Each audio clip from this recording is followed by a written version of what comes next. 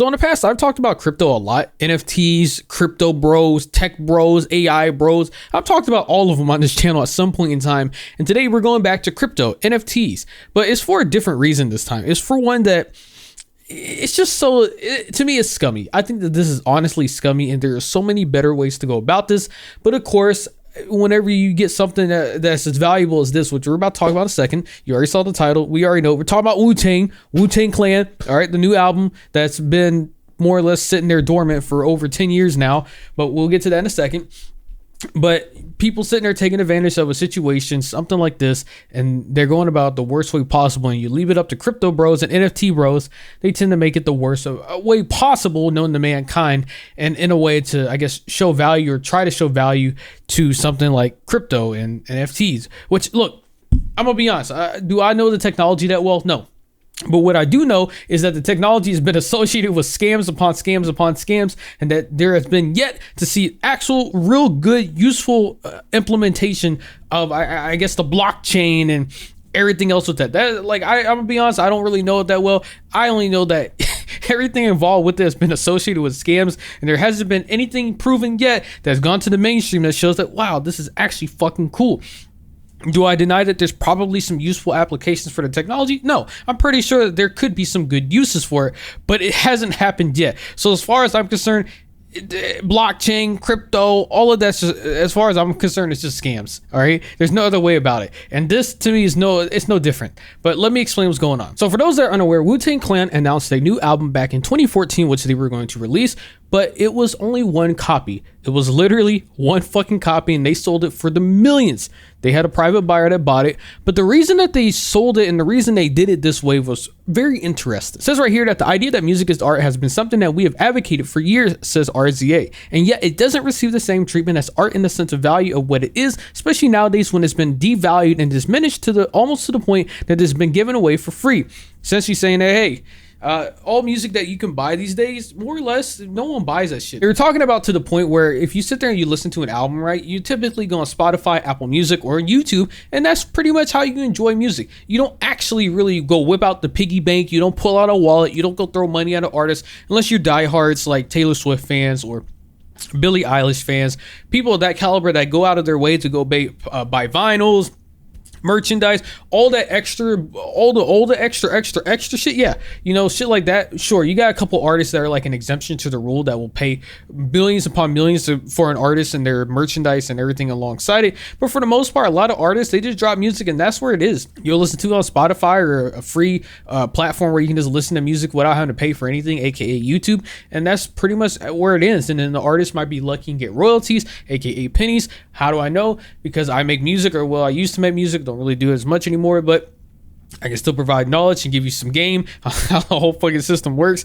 And I can tell you, like I said, artists this isn't like a secret fact either. Artists get paid pennies. You listen to my music on Spotify, I get paid chump change unless I'm somehow blessed and I get millions upon millions upon millions of plays. Then maybe, you know, I'll get like a somewhat okay check. But for the most part, you're better off doing anything but making music because you'll make a lot more money. It's really shitty to say it, but that is the truth. And to some extent, I can see what RZA is saying. He's saying that there's no value to music as an artist. If you release it, you don't really feel like you're getting paid your dues worth. You feel like you're just releasing stuff for free and there's actually no value put to the music because people can just listen to it for free. And then on top of that, when you consider everybody can make music, then it kind of lowers the entire value of just music in general because someone's like, oh, fuck your music, I'll just go listen to someone else. Fuck that shit. I can get this for free. Why would I pay for yours unless you're someone that's, again, already a diehard fan of said artist? Now, before I read these next statements, I want to remind you that this is back from 2014. It's a decade ago now. It feels crazy to even say that part alone, but the things I'm going to read is just... It's aged like milk in my opinion, and so it shows right here how they're going to transfer the album over. And then they continue by saying, I know it sounds crazy, but it might totally flop and we might be completely ridiculed. But the essence and core of our ideas is to inspire creation and originality and debate and save the music album from dying. And so the idea behind that as well too is saying, hey, They didn't want the album to just come out and then it dies in like 1 week and no one's talking about it no more. No one gives a shit about it. Because if you keep up with music releases, then you know typically a new album comes out on Friday. People talk about it for maybe a week and that's it. It's kind of like TV shows where they just drop all the episodes on 1 week, or like on Netflix, you drop it all at once and then people binge through it and then no one talks about it no more. Like the Fallout TV show. You would have had drops. You would have like constant releases every single week, a new episode. People are going to keep talking about it. But if you're sitting there and you're in this situation where it's a fucking album, of course people are not going to just drop song by song by song every single week to keep hype going, which actually, to be honest, doesn't sound that bad of an idea. If you want to try some originality, you want to try somewhere you can like constantly inside of just the loop of people always constantly talking about you. I would have done that shit. I would have been like, hey, 1 song per week until I drop all the songs from the album. You're going to talk about me every fucking week. Now, I think if there was anyone to pull it off, it would be someone like Drake. Even though all this shit that's happened with him, I'm pretty sure he could do it, or even Kendrick. I mean, did y'all see what was going on every single day with Kendrick dropping a new song? The hype is there. You could pull it off, but you have to be the right artist and, of course, have the right size fan base and popularity to get it done. Anyways, realistically, this shit was fucking trash. It didn't really work out that well. The album did end up being sold to these clowns, which they were like, oh my god, we fucking got it, and then they held on to it for a while. This was sold back in 2021 and said the crypto fans who secretly paid $4 billion for a Pharma Bros Wu-Tang album. And so that happened back in 2021. And now you fast forward to now, Wu-Tang Clan's Once Upon a Time album is turned into an NFT. That is probably every Wu-Tang fan's worst nightmare to just see that word. Especially if you hate crypto, hate NFTs, hate all of that. You're just like, God, how have we fallen so far? Because that's essentially what this is, right? But first, let me go to where the actual announcement is so that you can get caught up to speed. So it's from Pleaser DAO, and it says, the world's most expensive album is available for $1. 2103 will come faster than you think. And then it says the album.com, and then they have like a trailer trying to show how they're going to pay respect to the music industry and the artists and really do right by them. And so here's the website.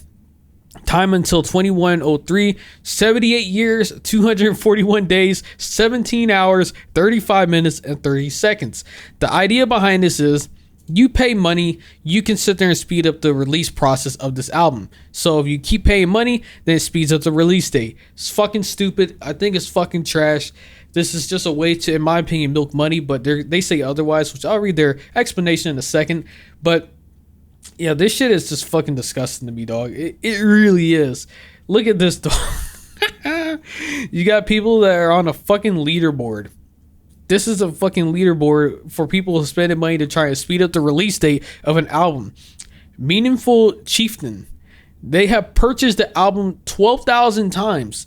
They got edition 101,000. So 248,000 albums have been collected, and there's 13,000 unique collectors.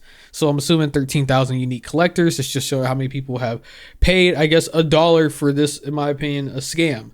Again, this is just a scummy way to go about it. I agree that artists should really be paid their due diligence, and that the current way that the industry is set up, it doesn't really exist. The only way you really make your money is if you do tours, you do merchandise, things of that caliber. That's really where you're going to make your bread and butter.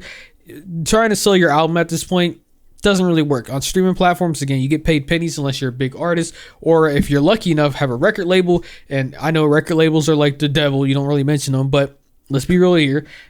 I'm not even speaking for the artist himself, really, but the record label, I'm pretty sure they got some form of deals where, of course, albums get promoted to the top on release date, like on Spotify. And then on top of that, they probably have secret backhand deals where they get a better cut of royalties than just regular artists. I would be surprised if that doesn't exist. Now, of course, because Twitter is the home of brain rot and they retweeted this one tweet that was sent towards them, I can't help but read it because it's fucking stupid. This user said, I will never understand people complaining about literally free things. Bro, it says right here, there's the most expensive albums available for $1. Bro, we got two different definitions of free. $1 is not free. I don't know what you're talking about. Now, granted, of course, someone's going to be like, oh, well, they're talking about once everyone pays their money and whoever crowdfunds it all the way out to the release date to being now, then it's going to be free for everyone to listen to. Yeah, but you still got to pay money for this in some way, shape, or form. People are still paying money somehow to get this album to eventually come out. If it comes out, let's just go with that. If it comes out, because who knows? Maybe people just let the shit die, and it's just gonna be waiting for how many years did it say on here? Let's just say 78 fucking years. Maybe people just quit spending money on this and it dies out. Then that's going to be the really shitty part, and that's why I always like to look at it as a scam in a way too, because you're not really getting anything for your money spent unless you sit there and pay the money and you get the album immediately. Fucking waste your time. All these clowns who have spent money on this shit. What if this shit never actually comes out? What if people just never put money towards this and it's just going to sit at the 78-year timer? I highly doubt they're going to sit there and be at the kindness of their heart and be like, oh, fuck, people didn't pay for it. All right, just drop it anyway. No shot, bro. Not happening. I sincerely doubt this is going to happen. But it's just so silly to see that it's free things. Motherfucker, it's not free, all right? Get your head back in reality. So prior to that announcement, they made a series of tweets. They said, our master plan is to release the music to the public in a way that honors the Wu-Tang Clan and gets them paid while circumventing the streaming oligopoly. Hey, yo, I'll be honest, I've never said this word. I even Googled it before I said it. I still fucked it up. Every action we are taking is in service of that mission.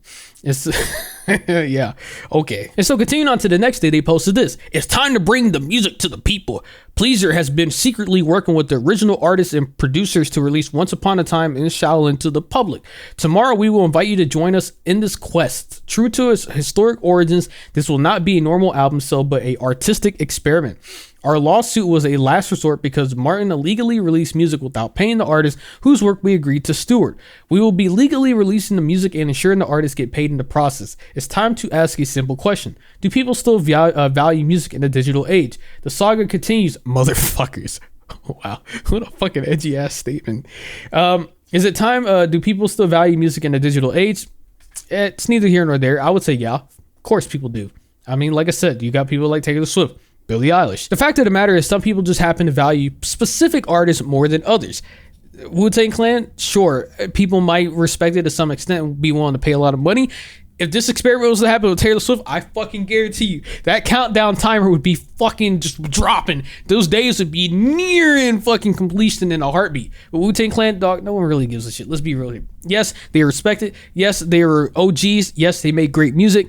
But time has passed, dog. This experiment, this would be different if they were in their peak prime and they were so heavily beloved by everybody to the point where they're just like, fuck, I need their new album right now. But that's not the case, all right? This isn't going to happen. I think the answer to ask, do people still value music in the digital age, is a fucking silly question to ask, because yes, people do. It depends on the artist and who it is.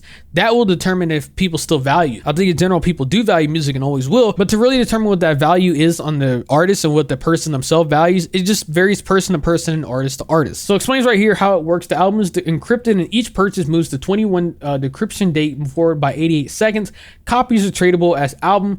Purchase unlocks a new album sampler created by Civil Rings exclusively for this drop. And it says additional details. Proceeds split with all artists involved in the making. Art designed by famed artist and designer Hassan Rahim.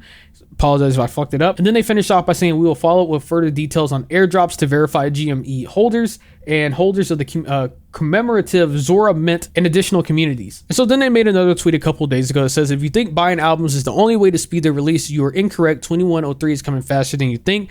And honestly, who knows? I don't know what the fuck they're talking about. I looked through their page. I haven't really seen anything concrete. Either way, I think this whole thing is fucking silly. I think it's great to honor the idea of trying to add value to music and trying to make sure that the respective artists get their due diligence and their due paid, and that value is actually shown for music, because I think it's very important. Just like art, just like any type of creative form or creative media, I think it's very good to make sure that the value is preserved and shown. But this is not it. Blockchain, NFTs, doing this dumb shit. Oh my god, you pay $1, you can speed up the process for an album that may or may not actually come out on a release date in a timely manner. I think it's fucking stupid. This is an experiment that I don't think is going to work. I don't think people are going to give a shit about this after a couple more weeks if they haven't already just quit caring about it. I think it's just honestly silly all around. And I don't see that this is going to end up turning out to be anything. And in my opinion, if they really want to value Wu-Tang Clan and just the idea of trying to bring value to the music, they would have came up with something that's a lot more accessible for people, with a lot more transparency and a way better way to ensure that this goal could be met in a timely manner, instead of just saying, hey, 2103, that's the date. But if you keep paying money, that's going to be the way to go. From what I read, apparently the cost is supposed to add up to $3 million, and that's the cost is going to cost for legal fees or some shit to actually release the album. I couldn't tell you. Don't really give a shit either, if I'm being completely honest. I just think that this entire process on how to go about releasing this album is silly and not a great way to do it in my personal opinion. But hey, that's just me. Anyways, you made this far into the video, consider giving a like, subscribing to the channel, leave a comment below what you think. Have a great day. Yeah.